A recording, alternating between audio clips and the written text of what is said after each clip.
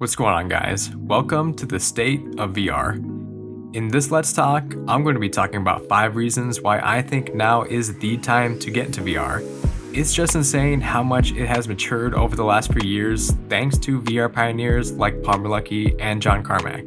These types of innovations, they don't just happen.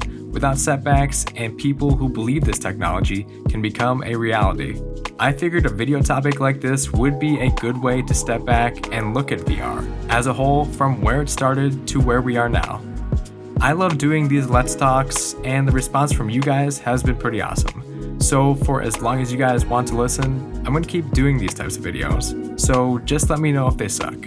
Once again, I appreciate all the love and encouragement. Alright, let's get started.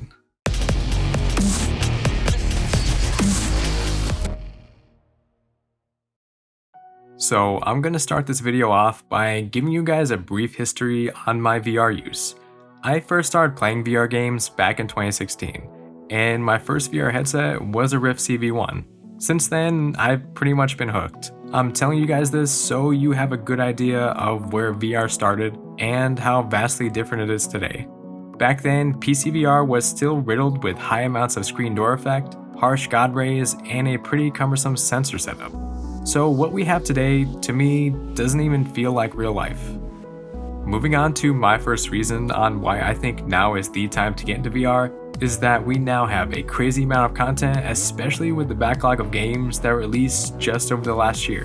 When people ask me what kind of games even exist for VR, I don't have to just say Beat Saber or Superhot. I can talk about Half-Life Alyx, No Man's Sky, Asgard's Wrath, and the list goes on. A good amount of these games out now have much longer playtimes and just straight up better graphics than a lot of the titles that came out back in 2016. Not only that, but more investment is being done into taking older, more popular games and integrating them with VR, or building them up into their own VR standalone experiences.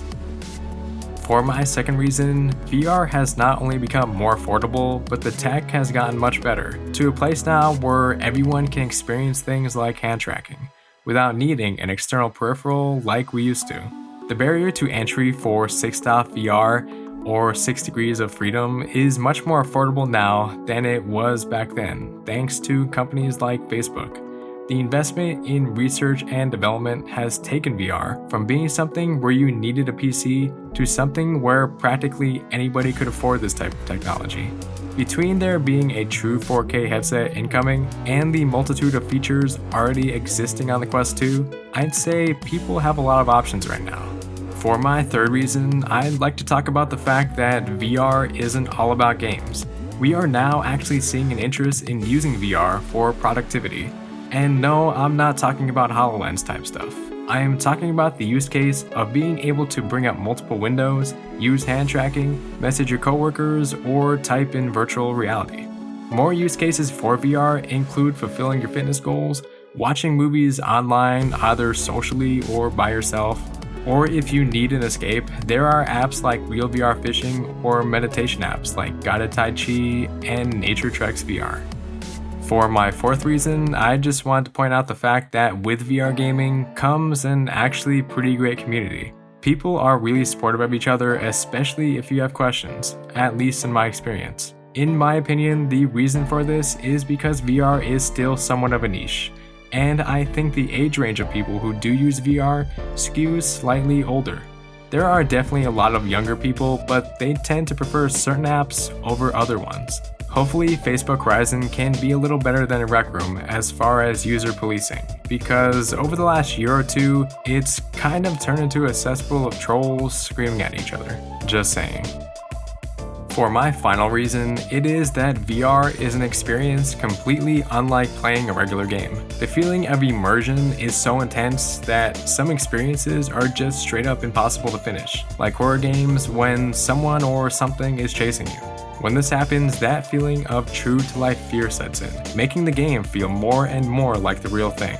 I honestly laugh when someone says flat games are immersive. Maybe 5 years ago, but the fact that you are looking at a screen several feet in front of your face is just like, I don't get it. The scale of environments and enemies in a lot of VR games has taken quite a jump just in the last year. Games like No Man's Sky, Journey of the Gods, and a lot of other titles take the feeling of being in a virtual world to a whole nother level. To wrap this up, I love VR because it gives me an escape. It allows me to do and see things that 10 to 20 years ago only existed in sci-fi movies. There is no entertainment medium quite like it, and I really hope it sticks around. So are you thinking about getting a VR headset? Let me know if you are, and if you have any questions. Alright, thanks for watching. Please like and subscribe for more Let's Talks, the latest gameplay, and game reviews. Peace out, VR dudes and dudettes.